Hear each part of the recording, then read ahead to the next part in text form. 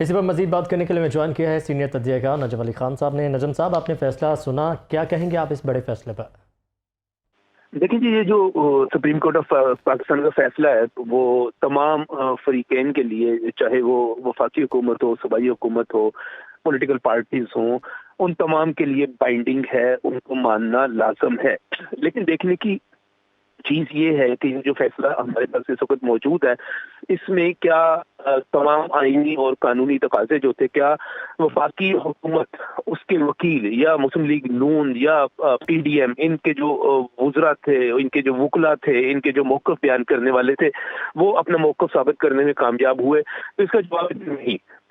اس وقت جو صورتحال ہے وہ یہ ہے کہ وفاقی حکومت کے تمام نمائندگان جو قانونی سطح پر ان کا جنہوں نے وہاں پر جا کر مقابلہ کرنا تھا، وہ اپنی نااہلی کو انہوں نے ثابت کیا، انہوں نے اپنی ناکامی کو ثابت کیا اور وہ اپنا موقف ثابت نہیں کر سکے۔ اور افسوس کی بات تو یہ ہے کہ جو معزز جج حضرات نے پوائنٹس اٹھائے تھے وہ ان کو بھی آگے لے کر نہیں چل سکے اور ان کو بھی ثابت نہیں کر سکے۔ جیسے پنجاب اسمبلی کا ٹوٹنا یا خیبر پختونخوا اسمبلی کا ٹوٹنا، وہ اس کو بھی متنازع نہیں بنا سکے اور یہ نہیں کہہ سکے کہ یہ جو اسمبلی ٹوٹی ہے اس کی آئینی اور قانونی ضرورت کیا تھی۔ آئین تو یہ کہتا ہے کہ اسمبلیاں جو ہے 5 سال کے لیے قائم کی جاتی ہیں اور 5 سال اپنی مدت پوری کریں، اور جب آپ ایک بہت بڑا فیصلہ کرنے جا رہے ہیں کہ آپ اسمبلی توڑنے جا رہے ہیں، تو یہ تو بتائیں کہ اس کی آئینی اور قانونی اور جمہوری اور پارلیمانی ضرورت کیا ہے؟ کیا اس وقت اسمبلی کام نہیں کر رہی تھی؟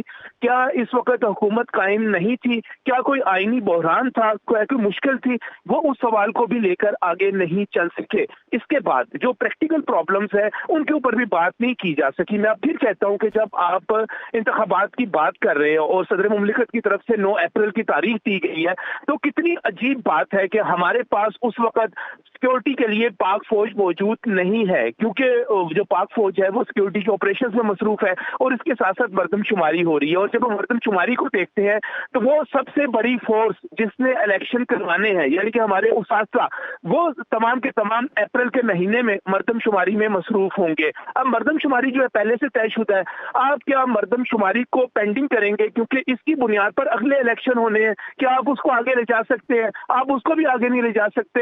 آپ کے پاس اس وقت فنڈز موجود نہیں ہے، آپ اس چیز کو بھی ثابت نہیں کر سکتے ہم یہ جو خرچ کرنے چاہ رہے ہیں یہ خرچ کیسے ہو پائے گا۔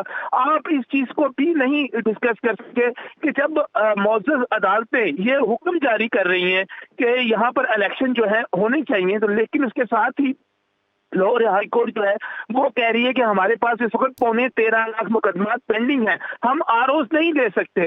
تو جب تمام ادارے جو ہے ان تمام چیزوں کو ڈسکس کیا جانا چاہیے تھا، انتہائی نکمے طریقے سے، انتہائی بھونڈے طریقے سے اور انتہائی جو ہے آئین پر دسترس نہ رکھتے ہوئے یہ سارا مقدمہ لڑا گیا اور اس کا نتیجہ وہی آیا جو کہ آنا چاہیے تھا۔ اور میں نے کل اپنے پروگرام میں بھی کہا تھا کہ یہ فیصلہ جو آئے گا 3 لوگوں کی اکثریت سے آئے گا۔ آپ اس کے قابل سماعت ہونے نہ ہونے کے حوالے سے، سو موٹو لیے جانے نہ لیے جانے کے حوالے سے آپ کسی بھی چیز کے اوپر کھیل ہی نہیں سکے، آپ اپنا موقف پیش ہی نہیں کر سکے۔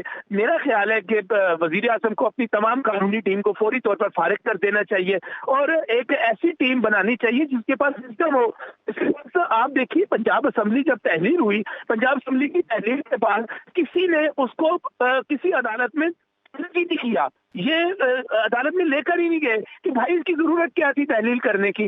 جب آپ بنیاد ہی نہیں بنا سکے تو آپ اس کے اوپر پھر عمارت کیسے تعمیر کریں گے؟ تو بڑی عجیب و غریب سی جی، صورتحال شامل کرنی چاہیے۔ کوئی رائے رکھتے ہوں، جو ایکسپیرینس رکھتے ہوں، یہ بڑے افسوس کی بات ہے اور بڑی میں سمجھتا ہوں کہ یہ حکومت کی ناکامی ہے، اس کی قانونی ٹیم کی ناکامی ہے، اس کی سیاسی ٹیم کی ناکامی ہے۔ وہ ٹیم جس نے بیانیہ بنانا ہے، وہ ٹیم جس نے قانونی موقف بنانا ہے، وہ تمام کی تمام مکمل طور پر ناکام ہو گئی ہے میری نظر میں اس وقت، اور پاکستان تحریک انصاف کو اس سے فائدہ ہوا ہے۔ جی ٹھیک ہے، ہمارے ساتھ موجود ہے سینئر تجزیہ کار نجم علی خان صاحب۔ ان کے مطابق کہ جو قانونی ٹیم ہے وزیر اعظم کی، انہوں نے انتہائی بھونڈے طریقے سے یہ سارا کیس جو ہے وہ ٹیک اپ کیا ہے، اور جو وجوہات تھیں اسمبلی توڑنے کی اس کو بھی عدالت میں نہیں لے کر گئے۔